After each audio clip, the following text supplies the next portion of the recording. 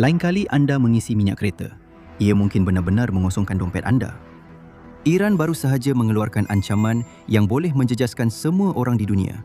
Minyak anda, barangan runcit anda, gaji anda. Ekonomi global boleh menjunam dan tiada jalan untuk mengelakkannya. Saya Josh, dalam episod hari ini, The Infographic Show, kami bincang kesan selepas Iran beritahu dunia bersedia untuk harga $200 setong. Jika harga minyak mencecah atau hampir mencecah $200, ia boleh mencetuskan salah satu krisis tenaga paling dahsyat dalam sejarah moden.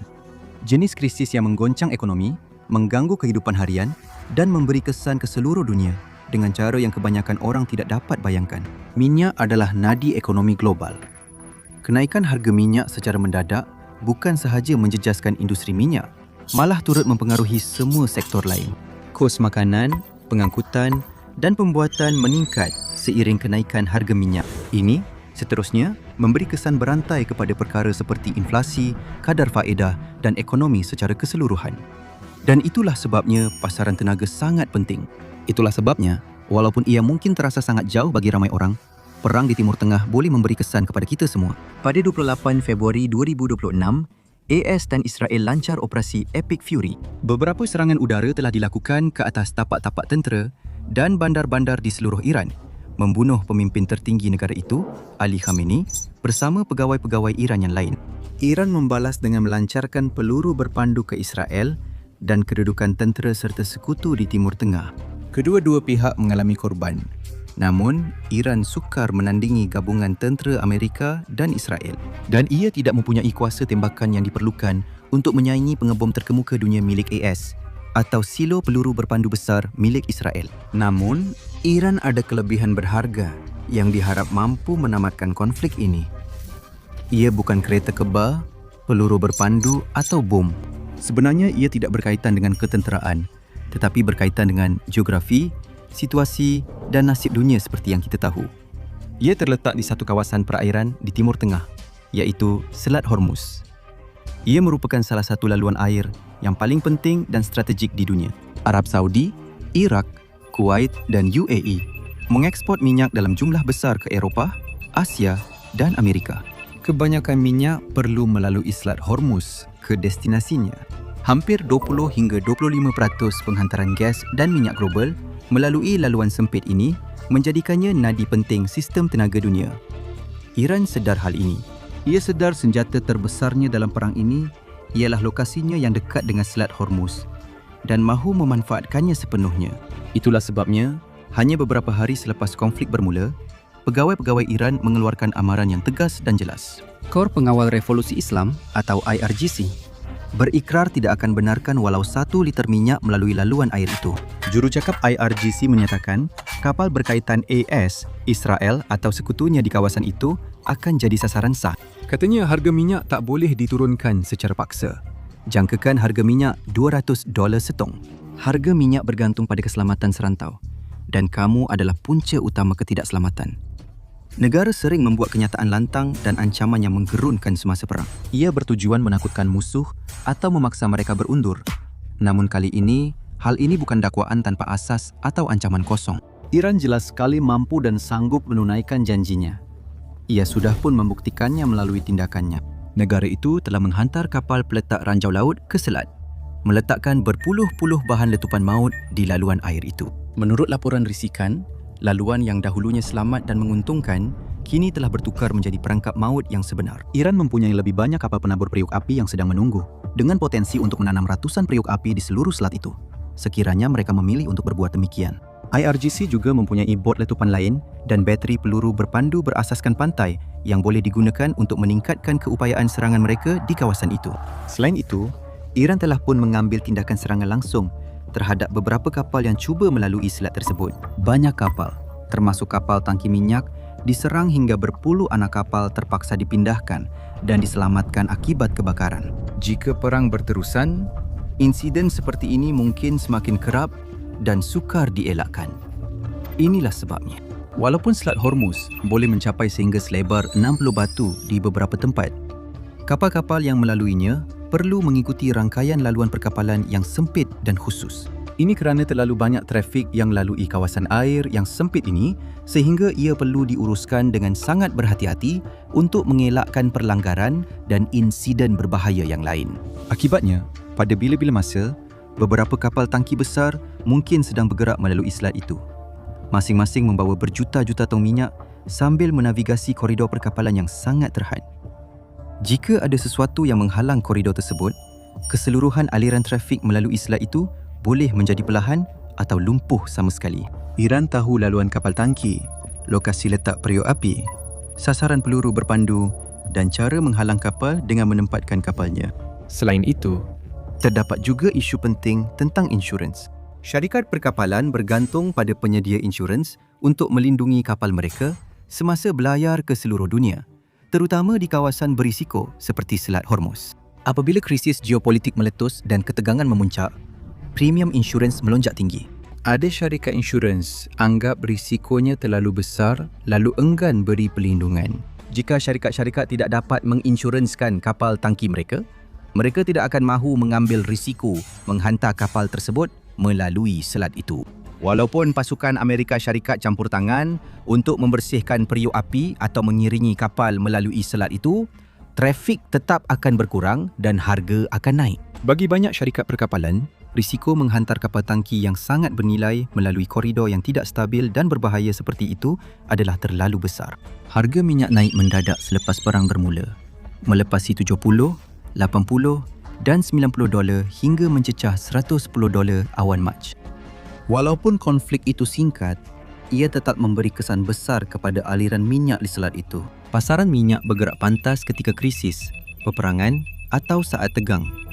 Pedagang seperti firma pelaburan dan dana lindung nilai sentiasa merancang kehadapan. Minyak diniagakan di pasaran niaga hadapan melalui kontrak beli atau jual pada harga tertentu untuk masa depan. Syarikat besar, kerajaan dan pelabur utama turut serta. Jika ada petunjuk harga melonjak, mereka segera membeli kontrak pada harga lebih tinggi untuk mendahului pesaing. Ini mencetuskan kesan bola salji yang menaikkan harga minyak. Sebelum krisis atau kekurangan benar-benar berlaku dan apabila krisis bermula, bola salji ini menjadi semakin besar. Apabila lebih banyak kontrak dibeli pada harga tinggi, purata kos tong minyak naik dan semakin ramai pedagang berharap untung, menyebabkan harga terus meningkat. Walaupun keadaan di lapangan stabil atau tidak memuncak seperti yang dibimbangi, harga minyak tetap boleh naik tanpa kawalan akibat pedagang dan pelabur mengejar keuntungan. Kita telah melihat senario yang sama ini berlaku beberapa kali sebelum ini. Semasa Revolusi Iran 1979, harga minyak meningkat lebih 2 kali ganda dan inflasi global melonjak semasa Perang Telur. Pada awal 1990-an, harga minyak sekali lagi melonjak secara mendadak, meningkat daripada $17 setong pada Julai 1990 kepada $36 setong hanya beberapa bulan kemudian. Amaran Iran tentang minyak, $200 setong sangat penting, walaupun mungkin dibesar-besarkan. Kata-kata sebegini memberi kesan kepada pasaran dan mempengaruhi segalanya. Jika anda suka lihat dunia runtuh, teruskan tekan suka, kongsi dan langgan. Terdapat banyak lagi senario kiamat di saluran ini yang semakin realistik. Jadi, adakah harga minyak akan naik hingga $200 setong? Buat masa ini, memang hampir mustahil untuk mengatakan kenaikan seperti itu akan berlaku kerana ia hampir tidak pernah terjadi sebelum ini. Ketika Rusia menyerang Ukraine, harga minyak melonjak dengan mendadak. Rusia ialah peneluar minyak ketiga terbesar dunia selepas Amerika Syarikat dan Arab Saudi. Harga tertinggi hanya di bawah $139 setong, jauh lebih rendah dari $200. Situasi ini berbeza dan boleh beri kesan ekonomi lebih teruk.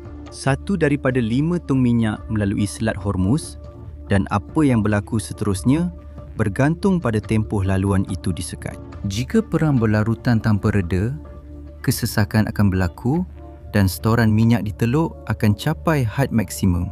Ladang minyak besar mungkin tutup sehingga konflik selesai. Jika berlaku, harga akan naik mendadak. Pun analisis dari firma keuangan dan pelaburan memberi amaran bahawa harga minyak boleh melonjak melebihi $100 dan kekal tinggi sepanjang tahun ini. Keadaan boleh jadi lebih buruk jika serangan ke atas infrastruktur minyak berlaku lagi. Laporan sudah diterima tentang letupan dan kebakaran besar di beberapa kemudahan penyimpanan serta depot minyak sekitar Teheran. Sekurang-kurangnya 4 tapak minyak telah terbakar dengan hebat dan menyelubungi beberapa bahagian dengan asap tebal ibu kota Iran. Pertempuran kini melibatkan infrastruktur tenaga, menambah risiko pada bekalan dan masa konflik ini juga bermasalah. Pasaran tenaga telah beroperasi dalam keadaan mencabar sebelum perang bermula. Permintaan minyak global kekal tinggi, walaupun semakin banyak negara melabur lebih banyak dalam tenaga hijau dan sumber tenaga boleh diperbaharui. Dunia masih menggunakan lebih daripada 100 juta tong minyak setiap hari. Permintaan tinggi yang terus meningkat setiap tahun menyebabkan industri minyak hampir tiada ruang untuk kesilapan. Malah kelewatan dan gangguan kecil boleh memberi kesan yang benar-benar dramatik terhadap harga dan bekalan. Perang di Iran adalah jauh lebih daripada kelewatan atau gangguan kecil.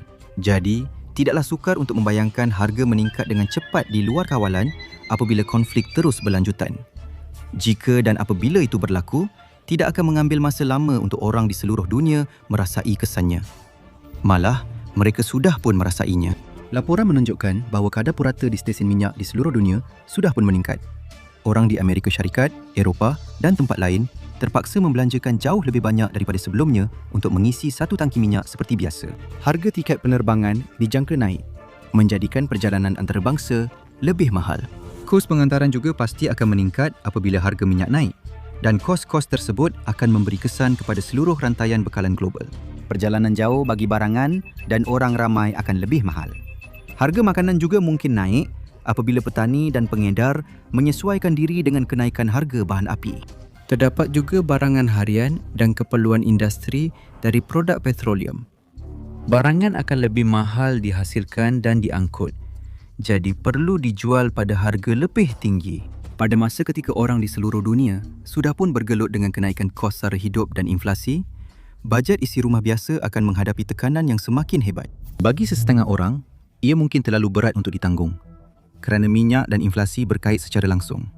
Apabila harga minyak naik, inflasi juga akan meningkat. Jika harga minyak naik, perniagaan di hampir semua industri akan hadapi kos lebih tinggi. Pengilang membelanjakan lebih banyak untuk tenaga dan pengangkutan, manakala peruncit pula membelanjakan lebih banyak untuk membawa barang dari gudang ke kedai. Syarikat tidak mampu tanggung semua kos tambahan dan perlu sama ada ambil risiko runtuh atau pindahkan sebahagian beban kepada pelanggan. Dan itu bermakna anda, apabila begitu banyak industri mengalami senario yang sama, inflasi di seluruh ekonomi mula meningkat dengan lebih cepat. Kebiasaannya, Bank Pusat seluruh dunia akan naikkan kadar faedah. Namun ia juga ada banyak kesan sampingan. Kadar faedah yang lebih tinggi meningkatkan kos pinjaman, menyebabkan orang ramai mempunyai kurang pendapatan boleh guna untuk dibelanjakan. Itu biasanya mengakibatkan pertumbuhan ekonomi yang lebih perlahan. Ringkasnya, apabila harga minyak naik mendadak, ekonomi terpaksa memilih antara dua pilihan sukar, tanpa jalan keluar atau penyelesaian jelas. Dan tidak kira apa yang berlaku, keadaan pasti akan menjadi lebih teruk sebelum ia menjadi lebih baik. Melihat kembali kepada contoh-contoh terdahulu, dalam situasi yang sama, kita pernah menyaksikan lonjakan harga minyak akhirnya membawa kepada kemelesetan antarabangsa berskala besar. Kos tinggi untuk banyak barangan dan perkhidmatan akhirnya terlalu membebankan perniagaan dan pengguna. Jika ia berlaku lagi di sini, tidak kira berapa lama perang di Iran, seluruh dunia akan terkesan. Untuk beberapa tahun akan datang, hampir segala-galanya akan menjadi lebih mahal. Perniagaan akan tumbang di bawah tekanan dan jurang antara golongan kaya dengan seluruh penduduk akan menjadi semakin lebar. Adakah terdapat cara untuk mengelakkan krisis ini? Sebenarnya, kerajaan memang mempunyai beberapa alat kecemasan yang boleh digunakan untuk membantu mereka menguruskan krisis tenaga seperti ini. Banyak negara telah mewujudkan simpanan petroleum strategik, menyimpan sejumlah besar minyak mentah yang boleh dilepaskan ke pasaran jika bekalan mula berkurangan. Tetapi simpanan ini adalah terhad. Ia direka untuk bantuan sementara semasa gangguan singkat sebelum keadaan pulih, bukan penyelesaian jangka panjang. Walaupun ia boleh membantu menstabilkan pasaran untuk jangka masa yang singkat, ia tidak banyak membantu untuk mengimbangi kerugian besar yang akan berlaku sekiranya Selat Hormuz kekal ditutup selama beberapa hari, minggu atau bahkan bulan. Apabila berjuta-juta tong minyak sehari dikeluarkan daripada edaran, kesannya hampir mustahil untuk diimbangi. Beberapa negara juga boleh beralih kepada sumber tenaga boleh diperbaharui yang semakin besar untuk membantu mereka menguruskan krisis ini.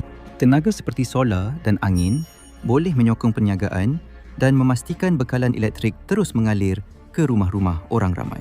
Jika ada satu hikmah yang boleh diambil daripada krisis ini, mungkin lebih banyak negara akan melihat betapa pentingnya tenaga hijau sebenarnya. Mereka mungkin akan meningkatkan pelaburan dalam inisiatif mesra alam dan teknologi lestari. Untuk kurangkan kesan peperangan dan krisis minyak pada masa depan, mereka mungkin akan cari dasar baru dan cara kurangkan kebergantungan pada bahan api import.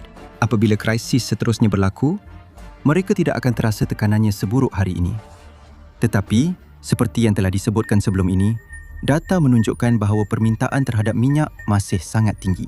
Tenaga hijau kini tidak cukup untuk menampung gangguan besar bekalan minyak dunia. Jadi, buat masa ini, semua petanda menunjukkan bahawa krisis ini bukan sahaja akan berterusan, malah kemungkinan besar akan menjadi lebih teruk selagi konflik itu berlanjutan.